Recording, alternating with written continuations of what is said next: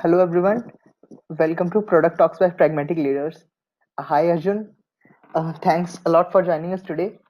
And so today we are going to discuss AER strategies with Arjun. So before moving ahead, I would like to give you all a little brief about him. So Arjun has been building products from past 14 years and he has helped in launching various successful consumer products, and currently he is working as a principal product manager at Mojio, which is a platform that helps in connecting cars. So Arjun will explain you better about him. I would like you to take the session forward from here. Great. Yeah, thanks, Piyush. Thanks for having me on this webinar. Uh, as you mentioned, right now I'm a principal product manager at a connected car company here in Silicon Valley, and I've been with them for about a couple of years. It's a growth stage startup, so exciting times, and very apt because we're gonna look at a strategy that's very, very important to have in place as the product grows. So a little more on my background. I've been in the Bay Area here in Silicon Valley in California for about 13 years. Different roles. Start off with an engineering background, transitioned to product management in 2010. Prior to Mojio, I started a SaaS startup, which was called TeamSide. It was a Slack for passwords product for SMBs. So my focus has been on consumer SaaS products and SMBs. I've not done too much of enterprise products in my career so far, and I think a lot of what we talk today applies to enterprise products too, but it's primarily for SaaS products if you're reaching out to consumers, prosumers, and SMB. So that's my background. I've got my email ID here. Contact me if you have any questions. Obviously, this webinar, I think it's an hour, so we might not be able to do a deep dive, but we'll touch on areas and also look at not the strategy itself, but it actually focuses on why we as product managers need to have a very, very clear AER strategy, as I call it. It's a term I've coined, so feel free to use it. So what is AER, right? So it's pretty simple. If you look at it, if you break it down, it's acquisition, and then it's engagement, which is basically engaging the user with your product, and then that leads to retention, which is basically keeping the user with your product over a period of time. And now it's very important to sort of dive deep into each one of them, and we'll go through each strategy in detail in the upcoming slides. But purely in terms of why PM needs to have an AER strategy. So it's interesting, right? As the company grows, your product team grows, you have a growth team. I think a lot of companies in in the range of 50 to 100 employees, 100 plus, end up having growth teams focused on these areas. You have marketing teams focused on demand gen, lead gen, sort of helping build out your product funnel. But what really ends up happening is that a product manager needs to have a strategy in place for the teams to be effective from day one. And when you're a early stage startup, when you have fewer team members, a lot of this you'll have to do yourself, which is what I did in my previous startups. And when I joined Mojio, it was a Series A early stage startup, so a lot of this had to be put in place before the team grew. So in terms of why, I think product managers own the product end to end, and along with that, they own the customer lifecycle. So that's why having a acquisition, engagement, retention strategy purely focused on the consumer is very, very important. It also helps you define the product. Once you have the strategy in place, you'll realize that you get better at defining the product in terms of what problem it solves, and how to present it and surface the right moments in front of the user. So, and then it also helps you measure and analyze the metrics, right? Because having a strategy in place means you're looking at metrics. So definitely, as a product manager, got to stay on top of that in terms of what's doing well, what's not doing well, how to optimize. And according to me, this is the only way a product becomes a serious business. And this is a mistake I've made in the past. In about 2011, I built a product called Living Organized. I got married in 2010, and really my idea was to build a product for couples to stay organized. And I focused so much on the product. The product did well. It was top 5 on the App Store.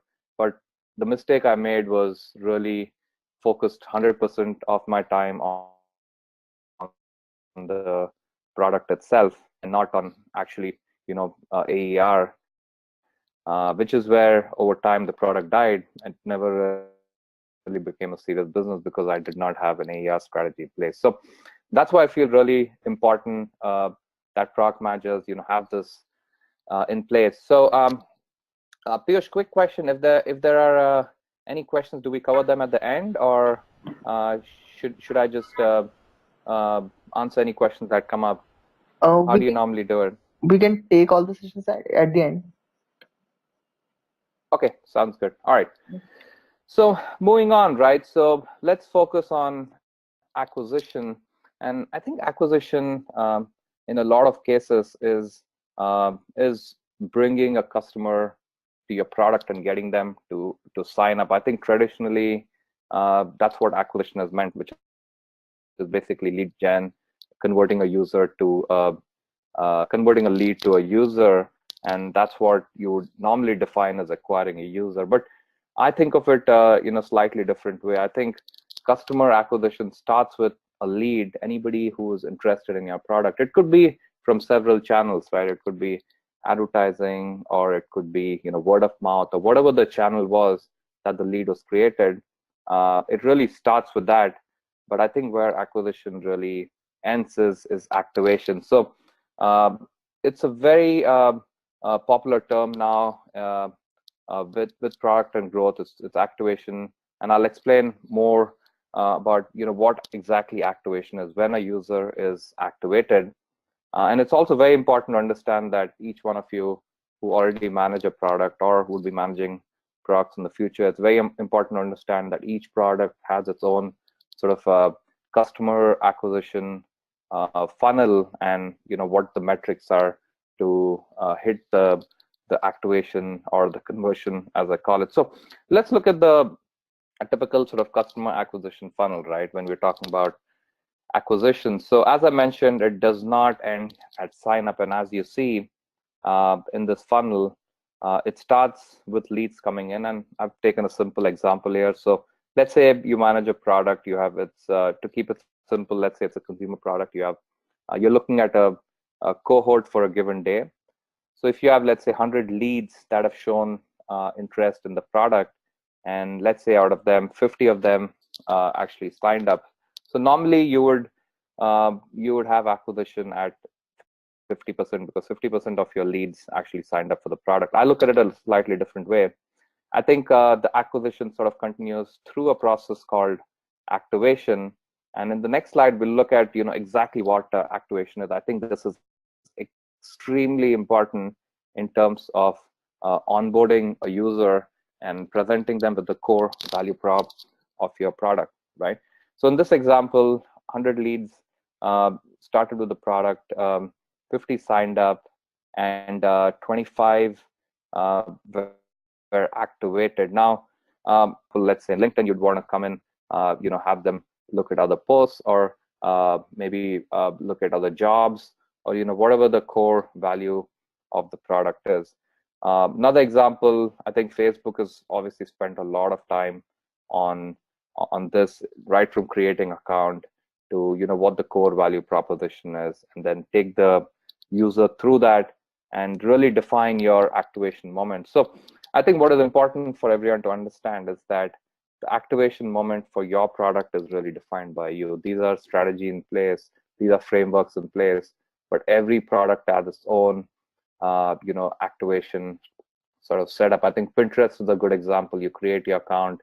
I think when you save your first pin is when the user is actually activated. Another great example is Dropbox. Their strategy was get users to sign up, get them to save some files, and once you share a file or a folder, the user's actually activated. They've experienced the whole value prop that the product offers, right? So now let's look at why a PM needs to focus on activation, right? So activation is really the bridge between marketing and product, right? So marketing focuses on demand gen, building out a funnel where they're bringing users to you via different channels. That's the job of your marketing team.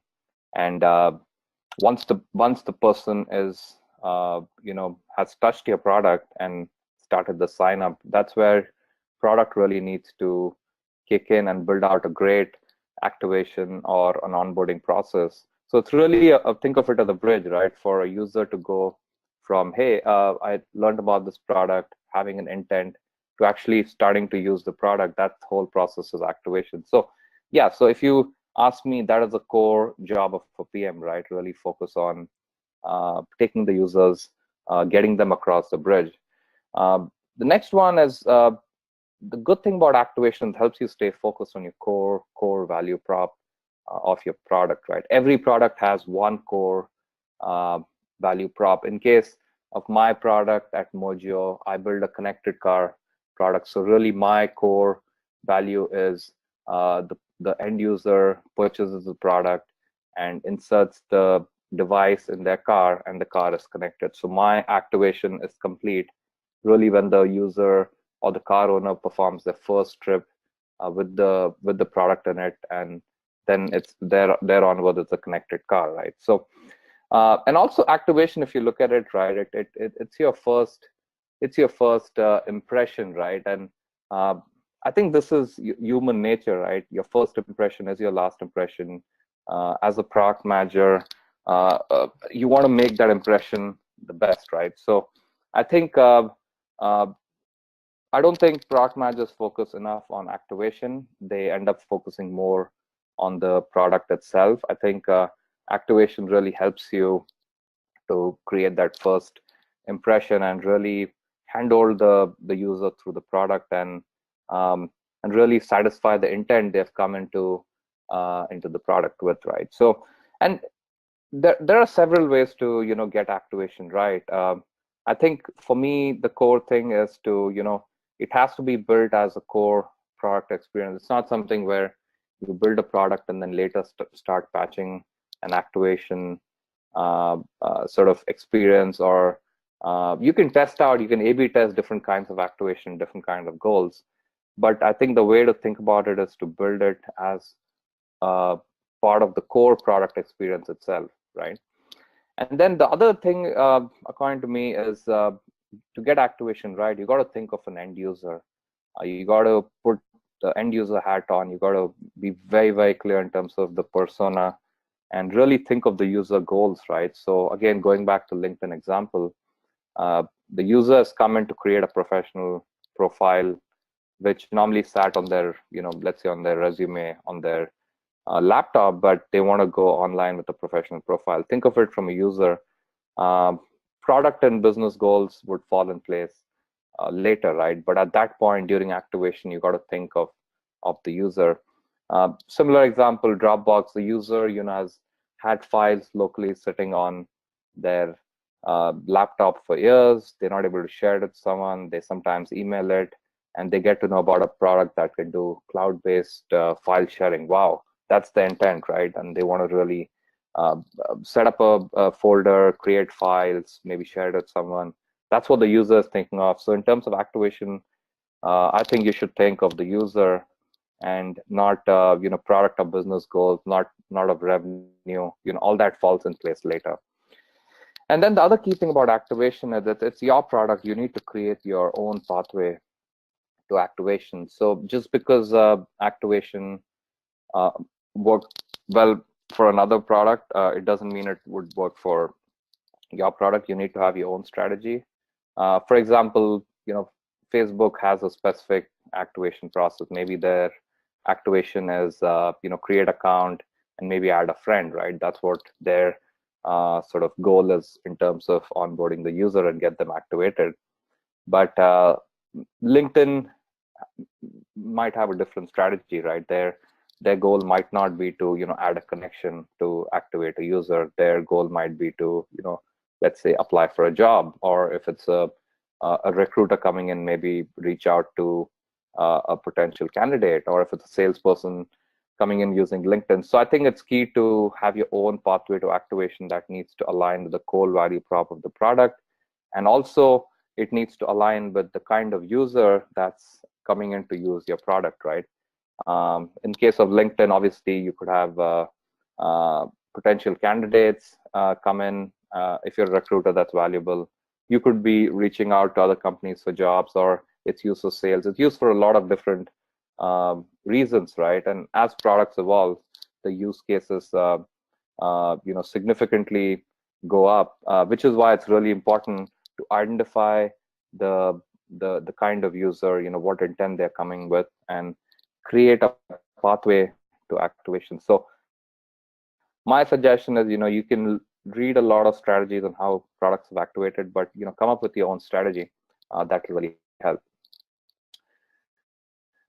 Moving on to engagement, right? So now you have activated a user. Whatever your activation goal was, you've hit that. So now the next step is in the strategy AER. It's the step number 2, engagement. And engagement, really, if you look at it, right, it's a spectrum of depth of your usage itself, right? So here, the assumption is the user has already hit that aha moment. You've activated that user. They know the core value proposition. The product has sort of satisfied that first step, and now you're trying to get them engaged with the product, right? So as a product manager, it's very, very important to analyze, what the user is doing with your product, right? How they're engaged. And I think cohort analysis is a good way to analyze it. So I'll take an example, right? So let's say I'm looking at how my users did in September, and I look at September 1st as a date where let's say 100 users onboarded my product. So what I would do is, during the course of the next let's say 30 days, I'm analyzing their engagement in September. I would analyze the same cohort for the next 30 days. And then you can compare different cohorts and see if you see a trend, if their users early on using your product dropping off over time, if there are spikes. It all depends on the product. But I think it's key to analyze cohorts and identify levels of engagement, right? And normally, from what I've seen with every product, right, you have power users who are using the product way more than you thought. They're literally using it for every little thing, creating their own use cases. About 7 or 8 years back, I built a password manager, which was really meant for username, passwords, any sensitive piece of information. But I learned that there are some power users creating thousands of records, putting in all kinds of information that I never thought of could be a use case, right? So they were using it. Some people are using it for contacts because they wanted all their contacts encrypted, versus normally your contact list application on your phone is in plain text, is not encrypted, right? So it's interesting that power users create their own use cases, and as the product evolves over time, you'll notice that there are use cases that you'd have never thought of. Good example right now at Mojio, our connected car product really meant for end users and consumers, families, peace of mind, to know where their car is, people are safe. But the interesting use case that has come out is, a lot of fleets use the product, right? Small fleets, ice cream truck companies, first responders, really using the consumer behaviors. You need to identify who your power users are, what are the use cases, maybe build on it. And then a big chunk is your normal users who are using the product as expected for the use cases that you had in mind. So I think power users and normal users is a good thing, right? So I think it's important to identify these levels. But I think where the focus really needs to be is the at-risk users, because if they don't engage with the product, they stop using it, right? And they become dormant users. And it's important to identify, who the dormant users are. Dormant is basically a user that hasn't used a product for a specific period of time. So let's say I'm looking at September. If a user has not used my product in September, the user is considered dormant, and there's a good chance that either they've stopped paying for the product, or both stop in the future, right? These days, users obviously getting smarter. They want to continue paying for products where they see value, and they're conscious about recurring subscriptions. So really, your goal as a PM when you're putting together an engagement strategy is, identify these users, and have more users as normal users and power users, and less as at risk and dormant, right? Um, increase engagement, right? And it all depends on the product itself, right? So I think obviously adding more features means more use cases, more reason for people to log in. So I think going back to the Facebook example, right? They started with a simple product where you can create a profile, add friends, and then they added a feature called groups, or Messenger, where you can directly communicate with users. More features means more reason for people to come back to the product, meets their specific use cases. So that definitely increases engagement, right? So no rocket science there in terms of adding new features. But there are times where you add new features, you see no one using it, you see features going away from a product because really it's got no adoption. So I would say, do your research, A/B testing before adding new features. But if you add a new feature and see that people are more engaged, that's a win. Other way to increase engagement is making existing features better, right? So I think Apple and Facebook, all of them, if you look at it, right, their features over time have significantly gotten better, right? For example, let's take an iPhone, right? The messaging app was very simple, like a SMS app when it started off, right, 10 years back. And now if you look at the messaging app, you can send money to people, you can send all kinds of things. It's evolved over time, which creates interesting use cases, right? So every product, if you look at it, what they do over time is try to get the feature better and better, and the ones that do it well, obviously, that results in increased engagement. Um, the other way to look at it is increase number of sessions, right? So I think this is important because for certain products you want them to come back you want the users to come back into the product again and again, several times a day, and just stay in touch with your product. I think Airbnb did this really well, where let's say if you're looking for a home, if you don't find it, they might send you a notification via email, or using the app saying, hey, there are still homes available. And then if you find one, you message you show interest, and then the owner gets back to you. So they're sort of encouraging you to go back into the product and engage with it, right? Um, so notifications is a good way to increase the number of sessions, basically getting the user back into the product. Now, with notifications, you have to be very careful, right? I think I've seen a lot of products make a mistake where they try to uh, educate you, or have you experience the product in the notification itself. And I'm saying notification is basically you're informing the user about something. And I've seen some email messages from products where it actually tells you how to use this feature in the email itself. I think that's a wrong strategy, because what you really want end users to do is to open the product and actually experience it in the product, and not in the channel where the notification was sent out, right? So it's extremely important to get the users back into using your product to increase engagement. And then increase, duration of the session itself. I think the company that has really nailed it, and when I say duration, it's basically intensity of one session, right? When you go in, you want the user to be there for a longer time. And the company that I think has done really well is obviously Netflix. When you go in, they want you to be engaged. They want you to spend a lot of time in that one session. I think Facebook also, going back to that example, added live videos where you're not just looking at feeds. Maybe you're looking at a live video for a certain number of for now it's even you can watch a live video for hours. So really what they're trying to do is identify ways to increase engagement, right? Because every product company knows that if you if you increase engagement, it increases your chance to retain a users, which results in revenue, results in growth, and all of that. So we'll go through retention in detail next.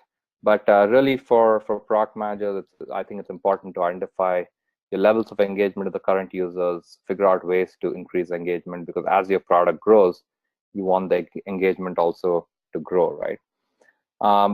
So retention is basically, if you look at retention, right, it's really an output of acquisition and engagement, right? The better you do your acquisition, which is activation is sort of your goal for acquisition, and then with engagement, you're getting the user to use your product more and more.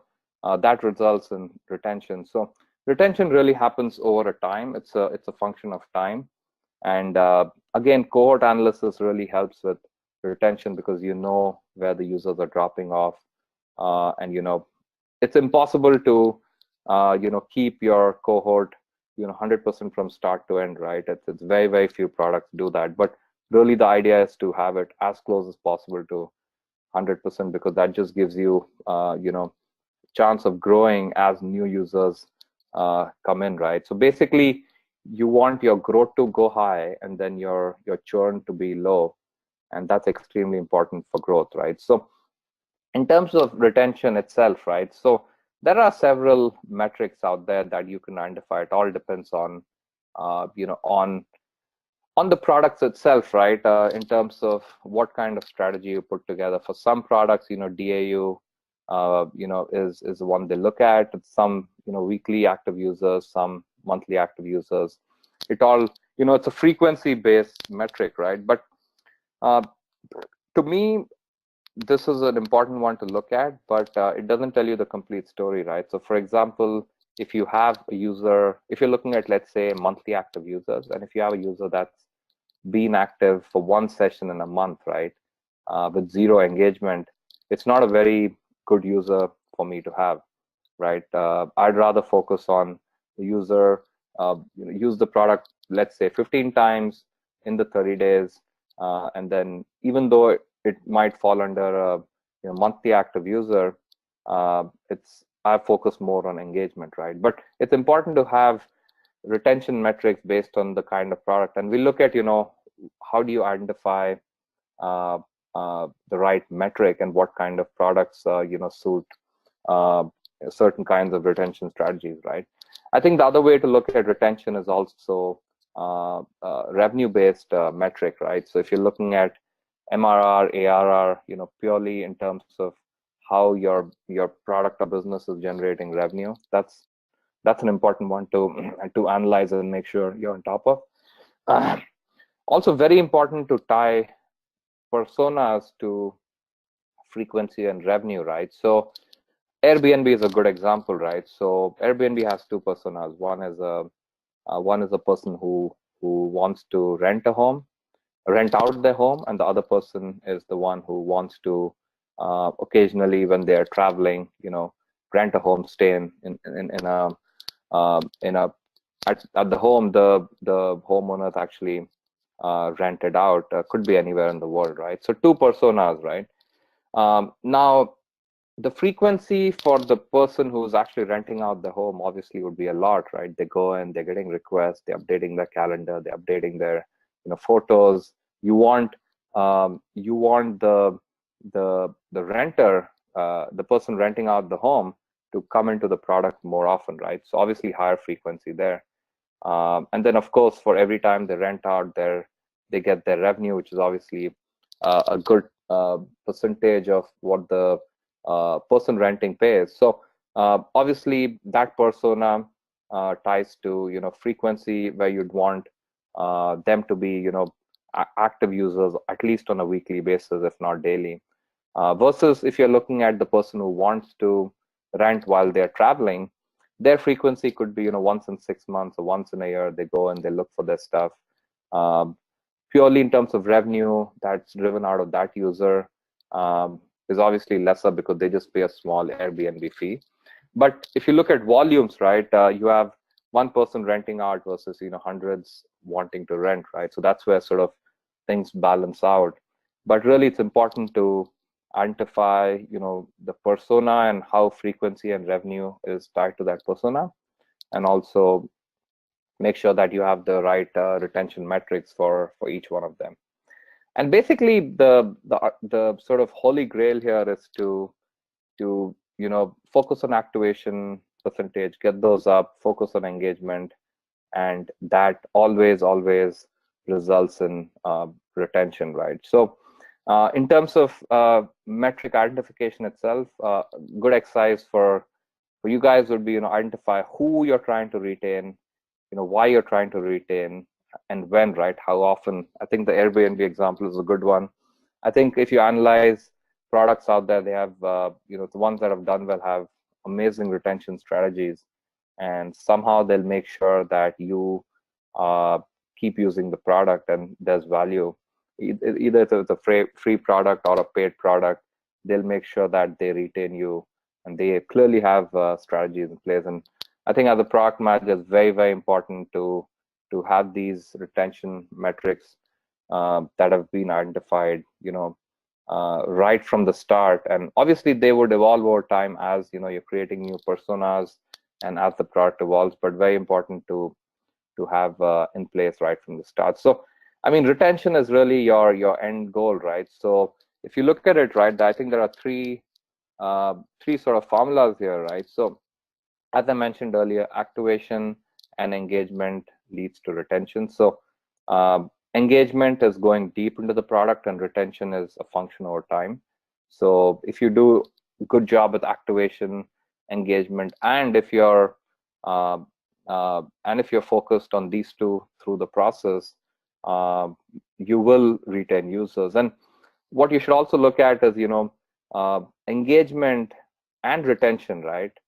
Leads to growth. And as long as there's lead gen happening, the new users coming in, you're keeping them engaged. It's really, think of it as a pipeline, right? The users coming in, you engage with them, they stay with your product, you're growing, right? And ultimately, you see that in revenue, right? So engagement plus retention also leads to revenue. So growth and revenue is what you ultimately want, because for you to continue managing the product, you need it to grow, and you need it to make revenue at some point, or at least show the potential of it making revenue.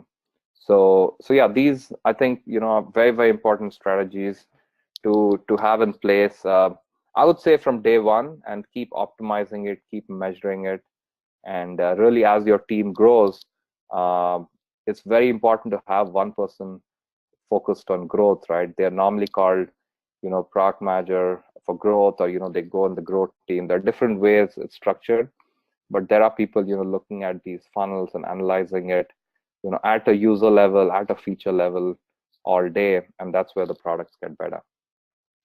So yeah, so that's pretty much what I had for today. Happy to open it up for any questions on any of these three topics that we covered today. Hi, Robin here. My question was on the engagement piece. If you could just pick up the engagement slide, 7. Yep. Yeah, I'm there. This is the levels of engagement. So Yep. I'm just thinking about once a product is actually out in the market, we have these levels of engagement for these certain persona type of users, power users, all the way to dormant users. So I'm assuming that when we say levels of engagement, we talk about the amount of time or the intensity of how they use the application, and the use cases that have been prepared, as well as the use cases that we haven't even considered.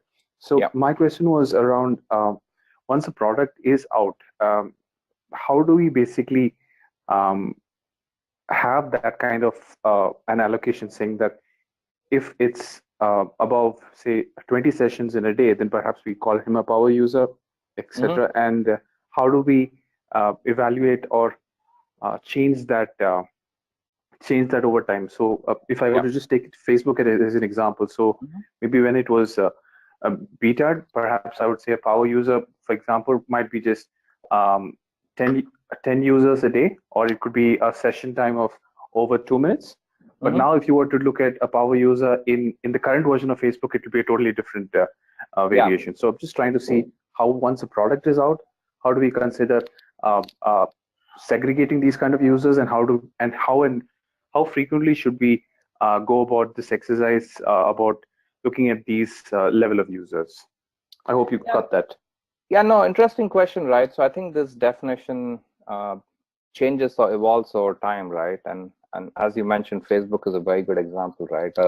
A power user of Facebook in 2008 is not the same as what it is in 2018, right? So yeah, absolutely. I think this is where products evolve. This is where product managers staying on top of it, growth teams, data analysts staying on top of it sort of allows you to define levels of engagement. And I mean, with products, right? I think it's in terms of if you have a product out there, it's a good start to define these, and it really varies for each product, right? Like for example, Facebook, LinkedIn, Dropbox, and let's say Netflix, right? All these have very, very different metrics and different ways to identify engagement, right?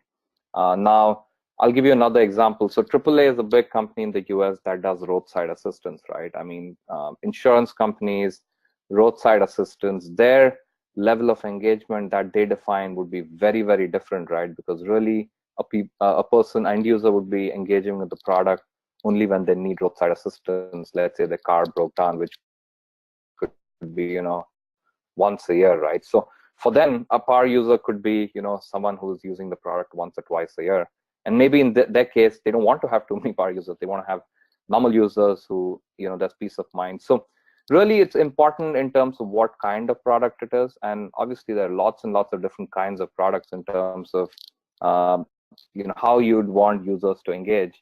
But Netflix is a good example, right, where your engagement is defined by duration. And if someone's watching, let's say, 5 shows a day, is, let's say, a power user in that case. So I think that evolves over time. Again, going with the Netflix example, you could say that anybody who has any account that has 4 profiles, let's say, could be identified as a power user, where they're creating 4 profiles, each one going in and having several sessions. So I think it's a combination of if it's more features, if it's duration or sessions, it all depends on the product.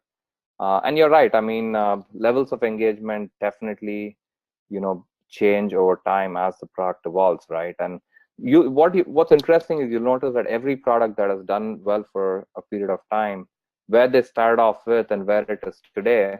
I think Airbnb is a great example, right? They started off with just homes.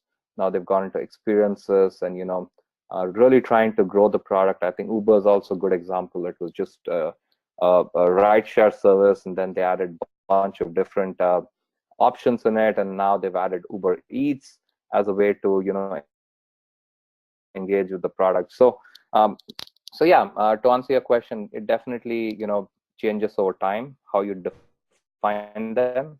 But what I was trying to say is that it's important to have these identified. You can call them something else. You don't need to call them power users or normal users. I've seen products call it casual users, or whatever the level is and what your definition is. All depends on kind of product, and definitely change that over time as the product evolves. Thanks, Arjun. Yeah, happy to take questions through chat also. If Hey Arjun, hi Dev here. Hi Dev. Yeah, so I have a question related to a specific product, which is related to activation segment. Let's say that what I see, let's say, take the example of RSA token that people use. So in such kind of product, if we see the activation is once you enter the details, you get a token number, and then you are logged into the system. Okay. How do you keep users engaged in such conditions? One, and second, what kind of engagement metrics will validate that users are actually liking your product? Because in such kind of products, sometimes users are using forcibly because they do not have any other option. So they have got the RSA token to log into the systems and they are using it. They do not have any other choices. So the Right. switching cost is not there. Yeah. So if the switching cost is not there, then the retention becomes forcible. Right. So in that case, your activation would be really, why has that person come to your product, right? This product creates an RSA token for me. So they sign up, and your activation moment really would be creating that token for them, right? Now, let's say, I'm not sure how it really works in your product, but let's say if they need to revoke the token, or it expires, they need to renew it, or anything that they need to do, as a product manager, of this product, you want to keep the user engaged, and you want to make sure whenever they need to renew it, they come back to your product and create another token, right? So that becomes engagement. But in your case, really, creating that token would be your activation moment, right? Because they've come with an intent, they've been able to do it, and yeah, engagement in your case is hard to measure.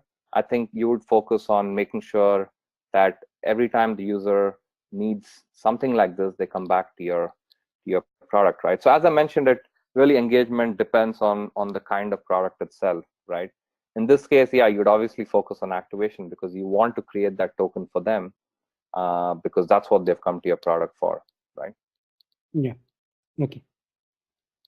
uh, I think there's a question for B2B products. Yeah, so great question, right? So for B2B products, right, it all depends if it's the question is, how is it different for B2B products? So I'm guessing you're talking about how is activation different for B2B products, or as such, how is the AER strategy different for B2B products? So I think with B2B, what's key to identify is it a SMB self-service product, right? Or is it a enterprise product that has longer cycles, and really where you're dealing with people, there's integrations happening. So my experience has been on B2B products that are meant for SMBs. When I say SMBs, anywhere from 5 to 500 employees.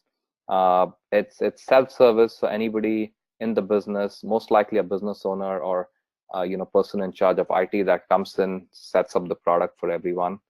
So yeah, no, to answer your question, the strategy is exactly the same. To me, consumer SaaS products and SMB SaaS products, there's a lot of commonality between the two, because really the acquisition funnel, right, where you're getting leads to use your product, to getting them signed up, to getting them activated, is very, very similar. And in case of a SMB product, let's say Slack, right? Great example. Slack could be, your activation point is where you invite a colleague to use the product, and you, let's say, send them one message, you've activated the user, right? So yeah, I mean, for B2B products, I think activation would be heavily dependent on how they get other employees to use your product, right? And I think there's some great examples out there. If you've used Envision, I think that's a good one, where you create a prototype, you share it with other